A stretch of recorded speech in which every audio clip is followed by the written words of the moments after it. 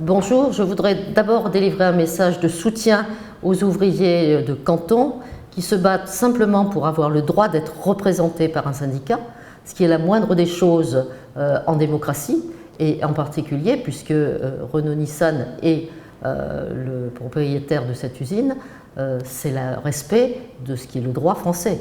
Donc il nous semble important, fondamental, que ces ouvriers se sentent soutenus. Malheureusement, les circonstances actuelles en France ne me permettent pas de me rendre le 4 mars en soutien à leur marche, et j'espère que Bernie Sanders sera présent. Mais de tout cœur, il faut qu'ils sachent que leur combat est juste, qu'il faut qu'ils le continuent et que nous, politiques français, nous nous engageons à leur côté, même si ça n'est pas directement, j'espère que nous pourrons le faire par un message commun.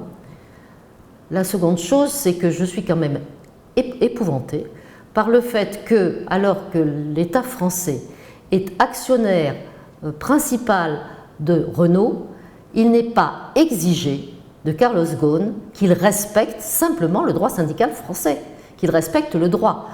Il est quand même surprenant que la ministre du Travail, Mme El Khomri, n'ait pas convoqué Carlos Ghosn, puisque la France est actionnaire, ou alors que le président de la République le convoque, parce que tout de même, M. Carlos Ghosn s'est permis de mentir devant la représentation nationale.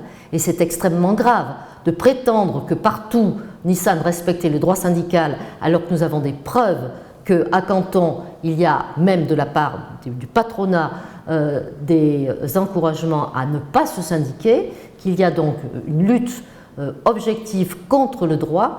Il est épouvantable que la France ne prenne pas ses responsabilités politiques dans ce domaine.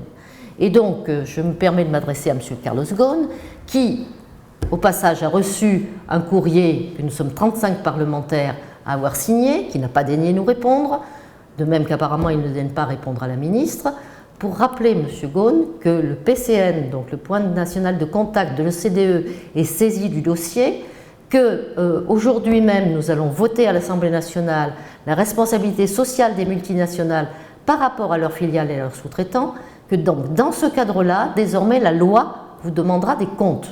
Et en conséquence, pour une fois, anticipez la loi, respectez-la.